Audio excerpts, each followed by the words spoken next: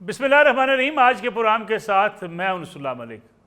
नाज़रीन, आम पाकिस्तानी ये समझता है कि मुल्क में सियासी इस्तेहकाम होना चाहिए, मईशत बेहतर होनी चाहिए, बेरोज़गारी का ख़ात्मा होना चाहिए, और अगर मईशत बेहतर होगी तो फिर ही मुल्क के हालात भी दुरुस्त होंगे। हुकूमत से भी मुतालबा किया जाता है कि हुकूमत मईशत की बेहतरी के लिए इनकलाबी इक़दाम करे। इसके साथ जो मुल्क के अंदर सियासी बेचैनी है उसके ख़ात्मे के लिए भी हुकूमत और अपोजिशन दोनों को मिलकर किरदार अदा करना है, लेकिन संजीदगी कहीं नज़र कम ही आती है। इसी तरीके से अगर बात की जाए मुल्क के अंदर पूरे मुल्क में अमन व अमान की सूरत हाल हो या मुख्तलिफ़ इलाकों के अंदर जो हमें दहशत गर्दी के वाक़यात का सामना है, उस पर भी हुकूमत और सियासी ज़ुमा ये समझते हैं कि रियासत का जो बयानिया है उसी बयानिए को सबको लेकर आगे चलना चाहिए। आज लाहौर में आए सरफराज बुगटी साहब जो बलूचिस्तान के वज़ीर आला हैं, उनके साथ साबिक़ निगरान वज़ीर आज़म अनवारुल्लाह काकड़ साहब, सीनियर सहाफ़ी सुहेल बड़ाई साहब के घर एक नशिस्त में उन्होंने भी इस बात का इजहार किया कि बलूचिस्तान का जो मसला है उसको भी पंजाब में या इस्लामाबाद में गलत अंदाज से पेश किया जाता है। और वो गलत अंदाज़ ये है कि वहाँ पे जो लोग रियासत के ख़िलाफ़ बंदूक उठाए हुए हैं, ना उनको एहसास महरूमी का मसला है, ना उनको तरक्याती कामों के हवाले से मसाइल हैं, बल्कि वो इलाके जहाँ पे ख़ासी डेवलपमेंट हो चुकी है वहाँ पे भी अगर बदअमनी फैलाने की कोशिश की जाती है तो ये लोग किसी तरक्याती मनसूबों के हवाले से या किसी एहसास महरूमी की वजह से जो है बंदूक नहीं उठाए, बल्कि इनका एजेंडा मुल्क के ख़िलाफ़ है और ये मुल्क दुश्मन अनासर हैं और वो मुल्क तोड़ने के दर पे हैं। इसलिए ये तमाम जो हालात हैं बलूचिस्तान के उसको भी समझने की ज़रूरत है। हकीकत तो यही है कि हमारे यहाँ अक्सर जो है तज़कियाकार भी, बाज़ दानिश्वर भी ये बात कहते हैं कि जी बलूचिस्तान में महरूमियाँ हैं, फ़लाँ शहर में महरूमियाँ हैं। तो यही गिला है सरफराज बुगटी साहब को कि जनाब महरूमियों की बुनियाद पे दुनिया में कभी भी ऐसा नहीं होता कि लोग बंदूक उठा लें या रियासत से लड़ना शुरू कर दें। दुनिया के बाद ऐसे ममालिक जहाँ इस किस्म की तहरीकें चलती हैं, रियासत को तोड़ने के हवाले से जो साजिशें की जाती हैं, वहाँ बेपनाह तरक्की होने के बावजूद भी लोग इस काम में शरीक होते हैं। इसलिए बलूचिस्तान के मसले को भी इस अंदाज से समझने की ज़रूरत है। इस पर भी बात करेंगे आज के प्रोग्राम के अंदर। साथ ही साथ जायज़ा लेंगे कि मौजूदा सियासी हालात जा किस तरफ रहे हैं। हमारे साथ दो बड़े मुअज़्ज़ज़ मेहमान मौजूद हैं, जनाब मोहसिन बेग साहब सीनियर तज़कियाकार, सीनियर सहाफ़ी, जबकि उनके साथ तशरीफ़ रखते हैं सीनियर सहाफ़ी और सीनियर तज़कियाकार जनाब रऊफ़ क्लासा साहब। प्रोग्राम का आगाज़ मोहसिन बेग साहब मैं आपसे करना चाहूँगा। मोहसिन बेग साहब, आपको लगता है कि कोई मुज़ाकरात का अमल शुरू हो सकता है? क्योंकि हल्के हल्के बयानात तो सामने आना शुरू हो गए हैं। वो राना सनाउल्लाह साहब जो बड़ा सख्त मौक़िफ़ रखते थे इमरान खान साहब के हवाले से, आज वो कहते हैं कि माइनस इमरान खान मुज़ाकरात की बात मैंने कभी नहीं की। कहीं बर्फ़ पिघल रही है, कहीं मुज़ाकरात होंगे, और अगर मुज़ाकरात होंगे तो कैसे होंगे? फिर इमरान खान साहब की रिलीफ़ की बातें हो रही हैं, अदालत से उन्हें सज़ा हो चुकी है, रिलीफ़ मुज़ाकरात कैसे दे सकते हैं? बहुत शुक्रिया मलिक साहब। बेसिकली तो मैं ये समझता हूँ कि जो प्रपोजल या उनकी तजवीज़ हैं मेरे ख्याल में तो काबिल अमल नहीं है। जी जी। डायलॉग तो अगर जो लोग उनके पार्लिमान में हैं वो कर सकते हैं गवर्नमेंट के साथ या स्पीकर साहब के साथ, लेकिन जो तजवीज़ इस वक्त मार्केट में सर्कल कर रही है मेरा ख्याल है वो उसकी पॉसिबिलिटी मुझे तो फ़िलहाल नज़र नहीं आती।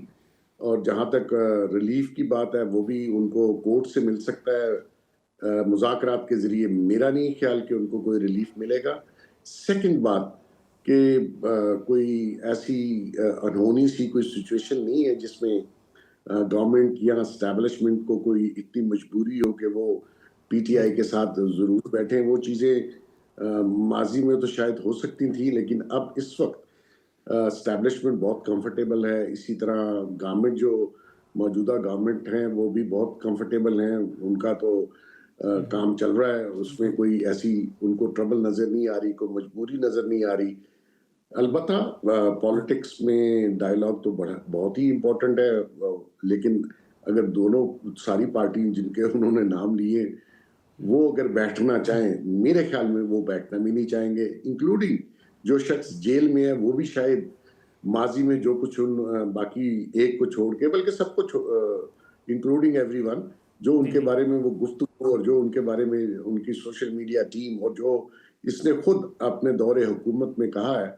उससे तो मुझे नहीं लगता कि कोई ऐसा शख्स हो जो इन सबको टेबल पे बिठाए।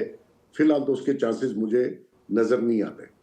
لیکن بیگ صاحب دوسری طرح اگر سہیل آفریدی صاحب کی بات ہم کریں جو خیبر پختونخوا کے وزیر اعلیٰ ہیں، جب وہ انہوں نے جو ہے اپنا عہدہ سنبھالا تھا تو اس وقت بڑے ان کے ہارش بیانات تھے، بڑا جارحانہ انداز تھا، لیکن اب لاہور کا دورہ کرنے کے بعد تھوڑا سا ان کا لہجہ بدلا ہوا نظر آتا ہے۔ وہ کہتے ہیں لاہور میں جو کچھ ہوا یہ رد عمل تھا اور میری طرف سے بھی ایسا کچھ نہیں کہا جانا چاہیے تھا، اس کو انہوں نے درست قرار بھی نہیں دیا۔ دوسرا فیلڈ مارشل سید اعظم منیر صاحب کے حوالے سے بھی وہ کہتے ہیں جی کہ کوئی اگر ایسی میٹنگ ہوتی ہے تو ملاقات کے لیے تیار ہیں، صوبے کے اندر وہ اسٹیبلشمنٹ کے ساتھ جو ہے صوبے کے معاملات پر بات چیت بھی کرنے کو تیار ہیں، کوآرڈینیشن کے لیے بھی تیار ہیں۔ تو لگتا ہے یہ ہے کہ سہیل آفریدی صاحب کچھ سمجھ رہے ہیں چیزوں کو۔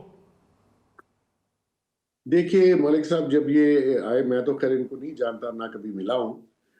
میں اس وقت بھی ٹی وی پروگرامز میں یہی کہہ رہا تھا کہ تھوڑے دن گزرنے دیں، ان کو گراؤنڈ ریئلٹی پتہ چل جائے گی۔ جو بیانات انہوں نے پہلے دیے ہوں گے یا فوراً بننے کے بعد دیے، جو ان کے تھا موڈ تھا کہ جی ہم مزاحمت پہ زیادہ زور رکھیں گے، میں یہ سمجھ رہا ہوں کہ ان کو شاید گراؤنڈ ریئلٹی دیر با دیر سمجھ آ گئی ہے، اور وہ سمجھتے ہیں کہ مجھے مزاحمت کا راستہ اختیار اگر کیا تو اس کے کوئی نتائج نہیں نکلیں گے بلکہ نقصان ہی ہوگا۔ تو میں تو جب گورنر راج کی بات تھی تو میں اس کے بھی خلاف تھا کہ آپ کو گورنر راج کا سوچنا ہی نہیں چاہیے، اور یہی جو صاحب ہیں آفریدی صاحب، جب ان کو سمجھ آئے گی تو یہ آپ کے ساتھ ورکنگ ریلیشن شپ بنا لیں گے۔ پروونس بہت امپورٹنٹ ہے، اس کے مسائل بھی بہت زیادہ ہیں اس وقت۔ آفریدی صاحب کو بھی چاہیے کہ فیڈرل گورنمنٹ اور اسٹیبلشمنٹ کے ساتھ مل کے،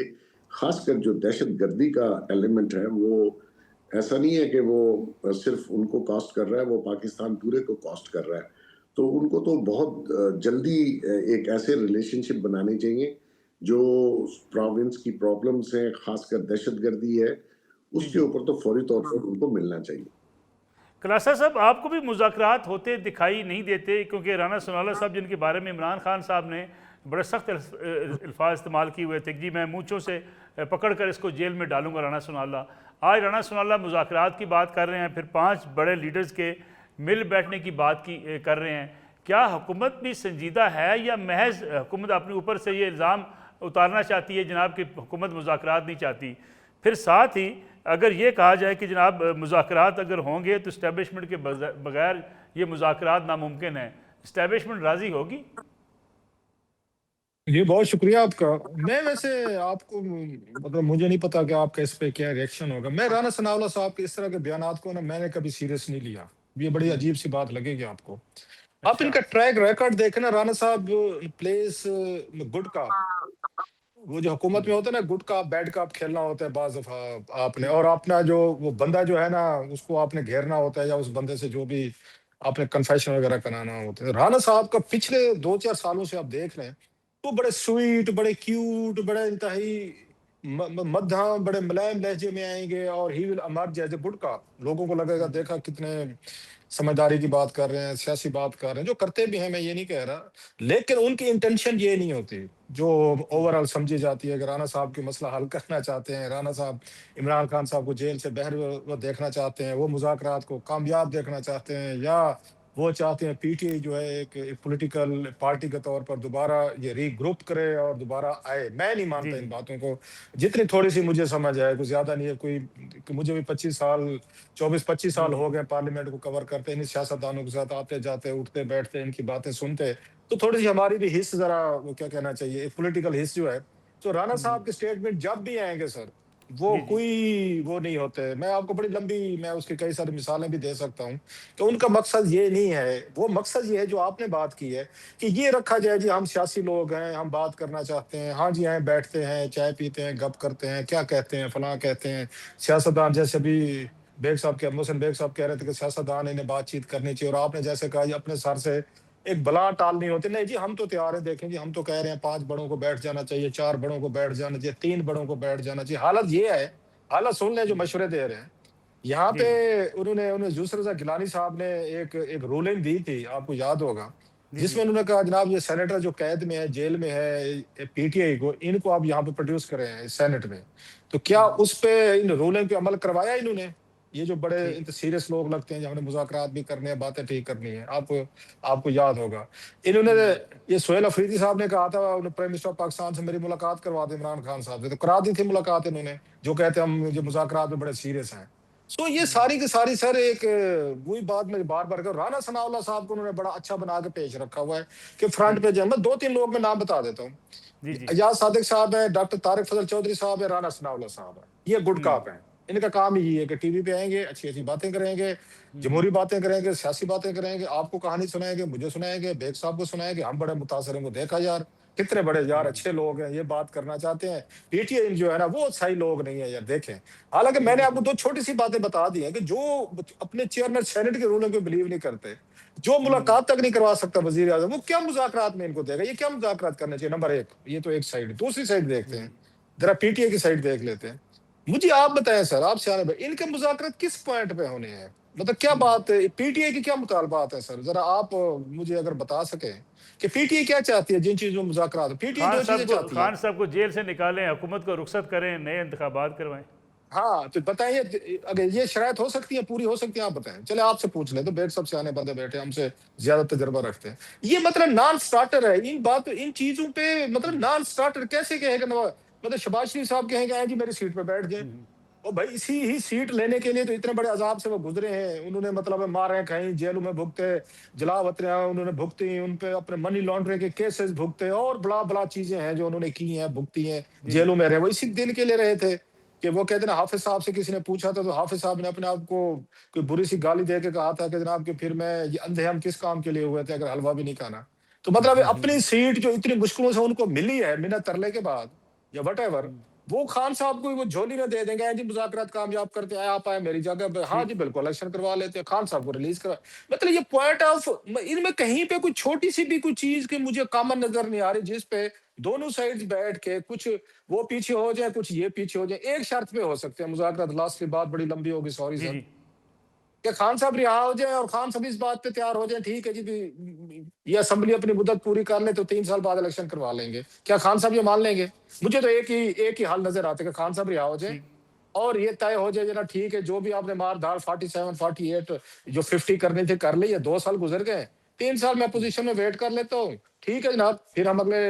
اگلے 3 سال بعد الیکشن ہو جائیں کیا خان صاحب یہ مان لیں گے آپ کا خیال ہے یہ مان جائے تو اس پہ شاید کوئی مجھے مذاکرات ہوتے لگ سکتے ہیں کامیاب ہوتے otherwise sir I am sorry بات لمبی کہہ دی بالکل ٹھیک مجھے تو کوئی چانس نہیں لگ رہا سر بیگ صاحب 2 قسم کی رائے ہیں پی ٹی آئی کے اندر بھی ایک مذاکرات کی بات کرتے ہیں ایک گروپ ہے وہ احتجاج کی بات کرتا ہے اگر دیکھا جائے تو اس وقت سارے لوگ ہی مذاکرات کی بات کر رہے ہیں سوائے عمران خان صاحب کی بہنوں کے جس میں علیمہ خان صاحبہ جو ہیں وہ کہتی ہے جو مذاکرات کی بات کرے گا وہ عمران خان کے موقف سے پیچھے ہٹے گا معاملہ تو اس وقت علیمہ خان صاحبہ کے پاس کافی کنٹرول ہے پارٹی کے حوالے سے جو وہ کہتی ہیں بات مانی وہی جاتی ہے سوشل میڈیا ان کے فالورز اسی کو فالو کرتے ہیں یہ معاملہ پھر ایسے کیسے ہے کہ اگر اختیار بھی دیا ہوا ہے علامہ راجہ ناصر باز صاحب کو محمود خان اچکزئی کو دوسری طرف علیمہ خان صاحبہ کو بھی یہ اختیار ہے کہ وہ مذاکرات کو نگیٹ کریں دیکھیے وہ جس پیٹرن پہ یا جو ان کو میسیج ان کا بھائی دے رہا ہے میرے خیال میں تھوڑا سا اس کو سوچنے کی ضرورت ہے کہ آپ مزاحمت کر کے کیا حاصل کر لیں گے آپ نے پچھلے ادوار میں 2-3 بار اسلام آباد پہ چڑھائی بھی کر لی اپنے سارے کارڈز آپ نے کھیل لیے مزاحمت کے اس وقت تو مزاحمت کا میرا نہیں خیال کوئی چانس اس لیے نہیں ہو سکتا کہ جتنے لوگ بیچارے جیلوں میں تھے ان کو سزائیں ہو گئی ان کا کوئی پرسان حال نہیں ہے پی ٹی آئی جماعت ہی ایسی نہیں ہے کہ وہ ان بیچاروں کا کوئی لائرز اکٹھے کر کے ان کا ڈیفینڈ کرتے ہیں ہر ایک میں غریب لوگ ہیں اس میں بہت سارے ورکرز ہیں جنہوں نے اپنے تئیں لائر بھی کیا اور سزائیں بھی ہوگی تو اس لحاظ سے جب گورنمنٹ اتنی پاورفل ہو یا اسٹیبلشمنٹ اتنی پاورفل ہو اسٹیٹ کی مشینری آپ کو مزاحمت کہاں کرنے دے گی ہاں کے پی کی حد تک کے پی کے میں اگر آپ کچھ کرنا چاہیں اسٹرائک وغیرہ یا کوئی جلسہ جلوس تو وہ اور بات ہے لیکن پورے پاکستان میں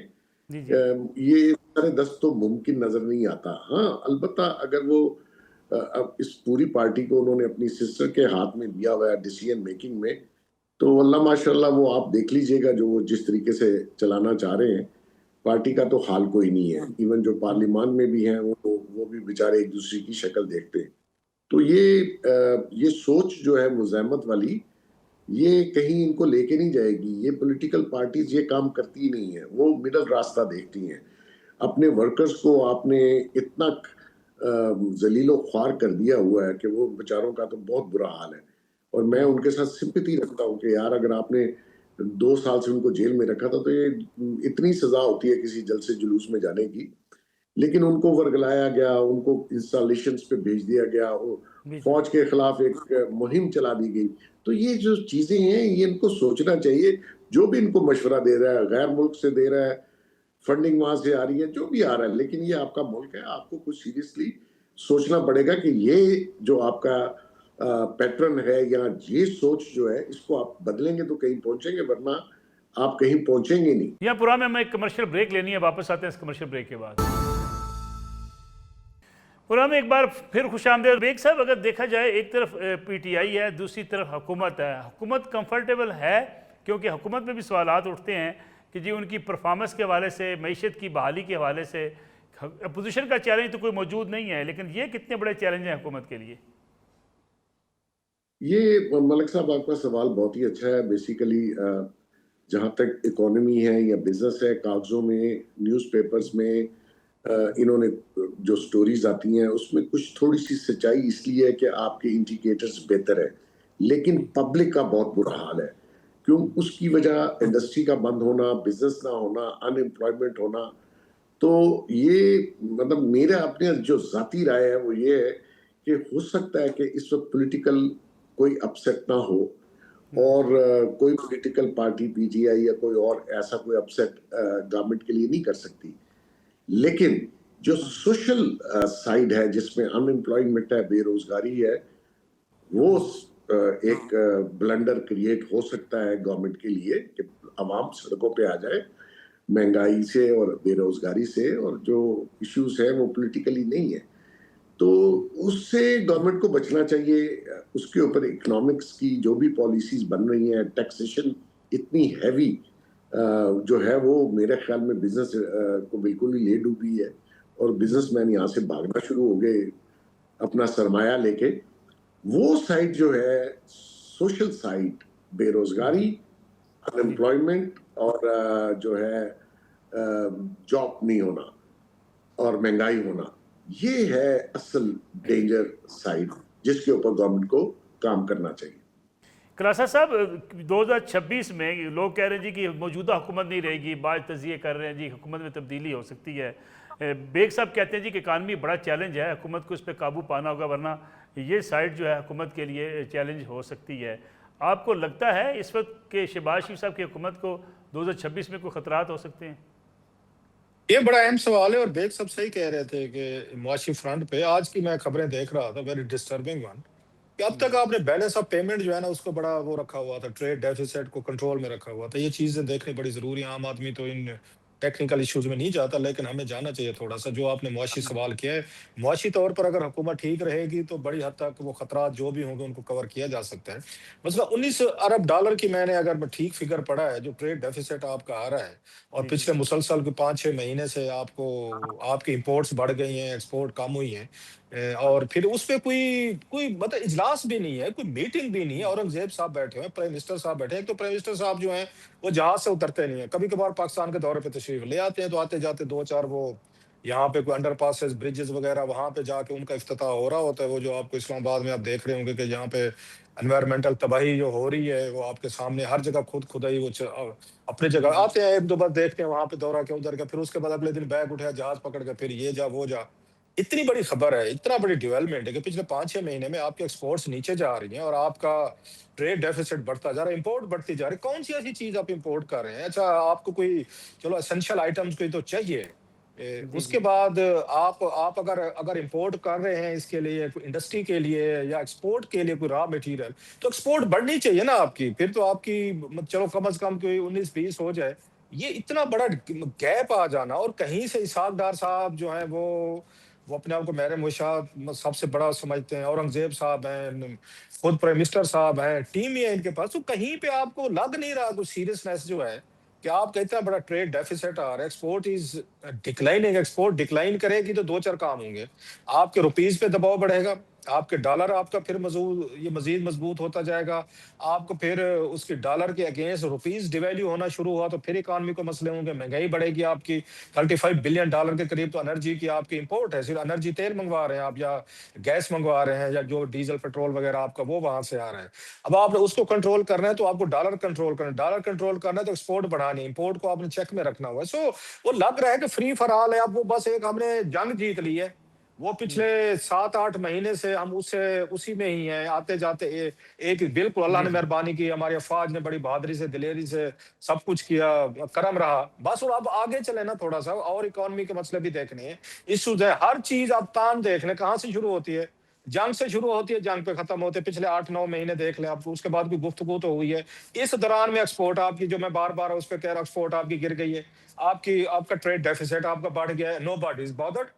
پرائم منسٹر ہیں جیسے میں نے کہا پوری دنیا پھر رہے ہیں اور پتہ نہیں کتنے دورے کر چکے ہیں، اور اس کے بعد انویسٹمنٹ کا یہ حال ہے کہ چلیں باہر کے دوروں پہ آپ جاتے ہیں، کوئی انویسٹمنٹ ملک میں آنی چاہیے، پی اے کس کو بیچی ہے آپ کے سامنے ہے، 10 ارب روپے کی بالکل بکی ہے، جس میں سے 4 بلین روپیز جو ہے نا سر، وہ آپ کی بالکل ٹھیک کنسلٹنٹ فیس لے گئے، پہلے لے گئے تھے فواز صفات کے دور میں 2 ارب، جی اب جی لے گئے 4 ارب تو لے گئے کنسلٹنٹ، باقی بچا 6 ارب، تو گنجی نہائے گی کیا نچوڑی کی، 4 ارب روپے میں 6 ارب روپے میں آپ نے پی اے بیچی ہے، جن کو بیچی آگے سے فرنٹ پہ کچھ تھے، بیک پہ کچھ لوگ بیٹھے ہوئے ہیں، تو یہ کیا آپ نے کہاں سے کون سی کوئی فارن انویسٹمنٹ لے کے ہیں؟ سو اکنامک فرنٹ پہ پچھلے 4-5 مہینے ان کے اچھے نہیں گزرے سر، اور مجھے اس سے زیادہ، چلو ہو جاتا ہے بعض دفعہ، زیادہ ہو گیا کم ہو گیا، کوئی اسٹیبلٹی ہمیشہ پاکستان جیسے ملکوں میں نہیں رہی، فیئر انف، کوئی تھوڑی سی پریشانی تو ہونی بالکل چاہیے نا، ٹھیک میں خود میرے جیسا بندہ جو ہے سر، جی میں جی نے جب یہ چیزیں پڑھی ہیں دیکھیں میں ڈسٹرب ہوں بالکل گا، ٹھیک آج چھٹی کا دن میرا کوئی اچھا نہیں گزرا، یہ چیزیں پڑھ کے میں کہ اس کا مطلب یہ ہے کہ پھر آپ کو آپ کے ڈالر پہ دباؤ آنے والا، ڈالر پہ دباؤ ہے تو ہم سارے افیکٹ ہوں گے، سارے اس مہنگائی سے ہوں گے، اور کہیں پہ ذکر ہی نہیں ہے، مطلب 19 بلین ڈالر کا میں نے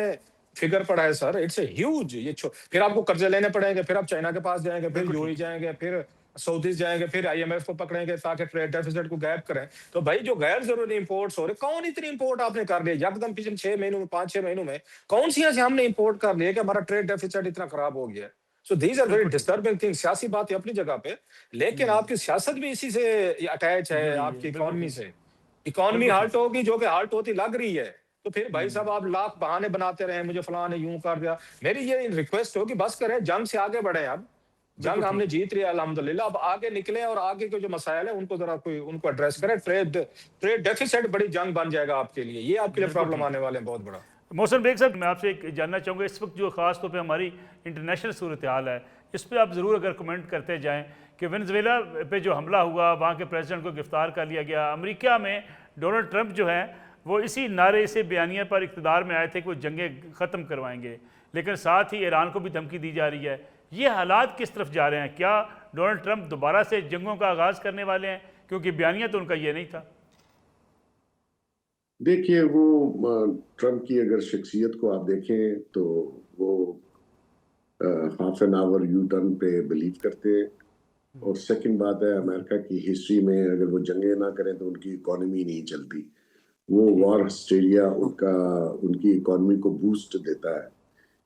جہاں تک وینزویلا کی بات ہے، میں سمجھتا ہوں کہ کسی بھی ساورن کنٹری کو اس طریقے سے اٹیک کرنا بالکل ہی مناسب نہیں ہے، اور ان کو کڈنیپ بھی کر لیا۔ اب ایران کے اوپر بھی بہت شدید تناؤ ہے، اور یہ جو رجیم چینج کا امریکہ نے اور ان کے جو اتحادی اسرائیل نے شوشہ چھیڑا تھا، وہ اپ رائزنگ وہاں بھی شروع ہوئی، اور وہ ہوئی لیڈر لیس۔ ہمارے ہاں ہماری نیبرنگ میں جتنی جو اپ رائزنگ ہوئی ہے، بنگلہ دیش دیکھ لیں، نیپال دیکھ لیں، سری لنکا دیکھ لیں، اب ایران میں بھی شروع ہے، وہ لیڈر لیس ہے، اس کا پولیٹکس سے کوئی تعلق نہیں ہے، وہ سوشل ایشوز ہیں، بے روزگاری، مہنگائی، اس کو لے کے لوگ باہر نکلے ہیں۔ نیچرلی اس کے پیچھے فورسز ہوتی ہیں جو اکساتی ہیں، جو فنڈنگ کرتی ہیں، جو ایون ہمارے جو آزاد کشمیر میں ہوا تھا وہ بھی کیا تھا۔ تو جی جی مقصد یہ ہے کہ ہمیں بھی اس کے اوپر بہت سنجیدگی سے سوچنا ہے، حالات اسی طرف ہمارے ملک کے بھی جا رہے ہیں، اور یہ کوئی پی ٹی آئی احتجاج کرے نہ کرے، یہ پبلک خود باہر نکل آئے گی، کیونکہ اس وقت حالات اکنامکس کے، روزگار کے، مہنگائی کے بہت ڈینجرس لیول پہ ہیں۔ تو امریکہ تو مائٹ ہے جی، جو کرے کرے، اس کو پوچھنے والا نہیں ہے، حالانکہ رشیا نے بڑا جواب دیا، اسٹریٹ فارورڈ سا، چائنا نے تو، لیکن فی الحال میرا نہیں خیال کہ امریکہ جس موڈ میں ہے وہ تو انہی کا وتیرہ ہے اور وہ اسی پہ کام کرتے ہیں۔ یہاں ہمیں ایک اور بریک لینی ہے، واپس آتے ہیں اس کمرشل بریک کے بعد۔ پروگرام میں ایک بار پھر خوش آمدید۔ رؤف خلاصہ صاحب، یہ جو وینزویلا کی صورتحال بیان کی ابھی بیگ صاحب نے بھی، آپ کو کیا لگ رہا ہے کہ کیا ہوگا کیا مستقبل میں، خاص طور پہ اگر ہم مشرق وسطیٰ کی بات کریں تو حالات یہاں بھی ڈسٹرب دکھائی دیتے ہیں۔ ایران کے اندر احتجاج ہے، احتجاج کے بعد امریکہ میدان میں کود پڑا ہے۔ دوسری طرف سے اگر اس پورے ریجن کی صورتحال مشرق وسطیٰ کی دیکھیں ہم، ہمارا بڑا امپارٹنٹ کردار پچھلے دنوں کھل کر سامنے آیا، ہمارے لیے بھی حالات کیسے ہو سکتے ہیں؟ بہت آپ نے اہم سوال کیا ہے۔ دو چار چیزیں ملک صاحب اس میں، ایک تو یہ ہے کہ پہلے ماضی میں ہم دیکھتے تھے کہ امریکنز کو اگر کسی بھی ملک سے شکایات ہوتی تھی وٹ ایور، تو وہ اس مسئلے کو یو این او میں لے کر جاتے تھے، وہاں پہ ووٹنگ ہوتی تھی اور یو این او ان کو اپروول دیتا تھا کہ چلیں ٹھیک ہے، ابھی آپ کے خلاف زیادتی ہوئی ہے، دہشت گردی ہوئی ہے، ٹیررزم ہوا تو آپ کر سکتے ہیں۔ پھر انہوں نے ایک قرارداد ہی منظور کروا لی تھی کہ جس ملک کو یہ محسوس ہو کہ اس پہ یہ اٹیک ہوا ہے یا اس کے کوئی انٹرسٹ ہارٹ ہوئے ہیں ٹیررزم کے ذریعے، تو ایکشن لے سکتا ہے۔ ہم نے افغانستان میں دیکھا امریکنز نے کیا، پھر ہم نے عراق میں دیکھا، وہاں پہ اسی طریقے سے کیا۔ سو ماضی میں اس طرح کی مثالیں امریکہ کے پاس کئی موجود ہیں، کوئی ویتنام میں بھی دیکھا، اور بھی ہم نے اور بھی کوئی دو چار ان کی انٹرونشنز رہی ہیں۔ سی اے اے جو ہے وہ وہاں رجیم چینج کے لیے بھی بہت سارے انہوں نے کام کیے ہیں ماضی میں۔ ایک دفعہ ایران کی آپ نے بات کی تو ایرانین جو ہے 50s میں جو ان کے پرائم منسٹر جو تھے مصدق جو تھے، وہ بھی اسی وقت بھی آئل کا مسئلہ تھا، اگر آپ کو یاد ہو تو it was all about the oil, تیل کا ہی مسئلہ تھا، ملٹی نیشنل کمپنیز کا تھا، جو ابھی بھی ہم دیکھ رہے ہیں کہ بہت ساری باتیں آ رہی ہیں کہ شاید یہاں پہ وینزویلا میں بھی، جو اگرچہ اس میں امریکن تو یہ کہہ رہے ہیں کہ جناب کے ڈرگز ہیں یا ڈرگز ریلیٹڈ ٹیررزم ہے، یا وہاں پہ ان کو چارج شیٹ بھی کیا جا رہا ہے، لیکن الٹیمیٹلی اس کے پیچھے جو ہے نکلتے تو وہ تیل کے کنویں ہیں یا منرلز کے ہیں، مائنز کے ہیں، وٹ ایور جو بھی ہے، آپ کو وہ اس میں وہ نکلتا ہے، وہی ان کا بھی یہی بتایا جا رہا ہے۔ سو امریکنز نے یہ ایکٹ کیا ہے، کوئی اتنا حیران کن تو نہیں ہے ڈیفینیٹلی طور پر، لیکن یہ ڈسٹربنگ ضرور ہے تین چار وجوہات۔ ایک سو جیسے میں نے کہا کہ یہ ٹرمپ صاحب کو سمجھا جاتا ہے کہ ٹرمپ صاحب از اے مین آف پیس، یہ جنگیں رکواتے ہیں، جنگیں شروع نہیں کرتے ہوتے۔ اب تک 8 جنگوں کا انہوں نے کریڈٹ لیا ہوا ہے کہ جناب کہ میں نے جنگیں جو ہیں وہ کروائی ہیں، سیز فائر کروائے، انکلوڈنگ پاکستان، جس کے لیے نوبل پیس پرائز کے بھی اپنے آپ کو حقدار سمجھتے ہیں۔ اب نوبل پیس پرائز کا جو ایک اسپائرنٹ ہے، وہ کسی ملک پہ اس طریقے کا اٹیک کر کے وہاں سے ان کے 2 میاں بیوی جو ہیں صدر ہیں، ان کو گرفتار کر کے امریکہ لے جایا جائے گا، اور وہاں پہ اب خبریں آ رہی ہیں کہ نیو یارک کے جو اٹارنی جنرل ہیں وہاں پہ انہوں نے انڈائٹ بھی کر دیا ان کو، میاں بیوی پہ الزامات بھی سامنے آ گئے، اور وہاں پہ ان کو عدالت میں پیش بھی کیا جائے گا۔ سو یہ اب ایک نئی ڈیولپمنٹ ہے، یہ تو ایک سائڈ پہ ہے۔ اب دوسرا اس کا ایک آیا ہے کہ یہ جو میرا خیال ہے یورپین کے لیے سب سے زیادہ ڈسٹربنگ چیز ہوگی کہ اگر آپ نے جا کے وینزویلا میں آپ نے اٹیک کیا ہے، تو پھر کل کو جو پیوٹن نے کیا ہے یوکرین پہ،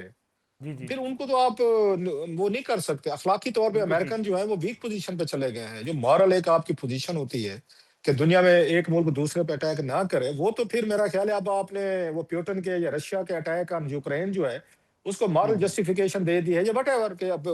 کل کے پیوٹن بھی کہے گا بھائی صاحب آپ جو میں یوکرین پہ بات کہہ رہے ہیں، امریکہ نے بھی تو وہی کچھ کیا ہے جو ہم نے کیا تھا وہاں پہ۔ امریکن کے اپنے ڈفرنٹ انٹرسٹ ہیں، ہمارے مختلف انٹرسٹ ہے، تیسری بات۔ چوتھی ایران کی، جو ایران میرا خیال ہے ایک ٹربل میں ہے۔ ایران آج کا نہیں، ایران کئی سالوں سے ہے۔ ایران اپنے آپ کو، جو ہو سکتا ہے ہمارے کوئی دوستوں کو بات اچھی نہ لگے، جیسے سعودیز نے اپنے آپ کو ریفارم کیا ہے، ہم نے دیکھا ہے پچھلے 10 سالوں میں، تو ایران اپنے آپ کو اس طریقے کا ریفارم نہیں کر پا رہا، جس کی وجہ سے ایک انریسٹ وہاں موجود ہے۔ وہاں پہ ایک نوجوان نسل جو ہے، ایک جنریشن زی کہیں جو بھی کہیں، جس کا ذکر ابھی ہو رہا تھا کہ بنگلہ دیش میں فلاں علاقوں میں ہے۔ سو ایران جو ہے وہ ریزسٹ کر رہا ہے چینجز کو۔ وہاں پہ وہ کچھ فورسز ضرور ہیں، کچھ سیگمنٹ ہیں جو پہلے کبھی نقاب کے نام پہ، کبھی سختی کے نام پہ، کبھی عورتوں کو ڈرائیونگ کے نام پہ، ابھی ہم دیکھ رہے ہیں کہ ایک ڈیموکریٹک کلچر کے نام پہ ایک ایرانین کی ایک بڑی ہسٹری ہے، تاریخ ہے ریزسٹنس کی۔ تو مجھے لگتا ہے کہ یہ ایران جو ہے وہ کہیں نہ کہیں پہ مسائل کا شکار ہوگا۔ ابھی ایک جنگ سے تو نکلے ہیں، لیکن جو انٹرنل ان کی انریسٹ ہے، جس کو وہ امریکنز بھی کہہ رہے ہیں کہ جناب اگر آپ نے ان پہ کوئی اٹیک کیا، ان کو آپ نے کریک ڈاؤن کیا تو ہم انٹروین کریں گے۔ تو امریکنز کو اور اسرائیل کو لگ رہا ہے، اسرائیل نے کہا بھی ہے ان کو ایرانین شہریوں کو کہ آپ وہ بغاوت کریں، کو کریں، ہم آپ کے ساتھ ہیں۔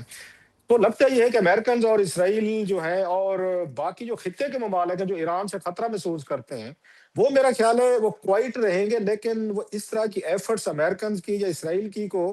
وہ پیچھے بیٹھ کے سپورٹ ضرور کریں گے، کیونکہ وہ چاہتے ہیں کہ ایرانین وہ رجیم جو ہے، اس کو کتنے سال ہو گئے، 79 سے لے کے تقریباً 45-46 سال ہو گئے ہیں، جی جی اگر میں غلط نہیں کہہ رہا. بالکل ٹھیک سو ہے اٹس اے لانگ ٹائم، بہت بڑا ایک ٹائم ہے. تو خود ایرانین جو ہے نا وہاں پہ انریسٹ نظر آ رہا ہے. باہر کے ممالک تو جو بھی کہیں نہ کریں، that's another thing. So Iran with in جو ایران پرابلم ہے، ایران اس کو کیسے ہینڈل کرے گا، that's a big challenge for Iran. بالکل ٹھیک ہے. لاسٹلی کلاسا صاحب ذرا اس پہ کمنٹ کر دیں، یہ جو سزائیں ہوئی ہیں، پہلے وہ جرنلسٹ تھے، اب یوٹیوبر بنے ہوئے ہیں، ملک سے باہر ہیں، جس میں موہت پیر زادہ ہیں، صابر شاکر ہیں، شاہین سبائی صاحب ہیں، باقی خیر عادل راجہ اور وہ جو ہیں وہ باقی لوگ تو مختلف ہیں، لیکن کچھ جرنلسٹ بھی ہیں جو بڑے ماضی میں کلوز تھے اسٹیبلشمنٹ کے، ان کو سزائیں ہوئی ہیں اور کہا گیا یہ ڈیجیٹل دہشت گرد ہے. یہ اس کا کیا امپیکٹ ہوگا؟ اچھا، میں بڑا میرے سارے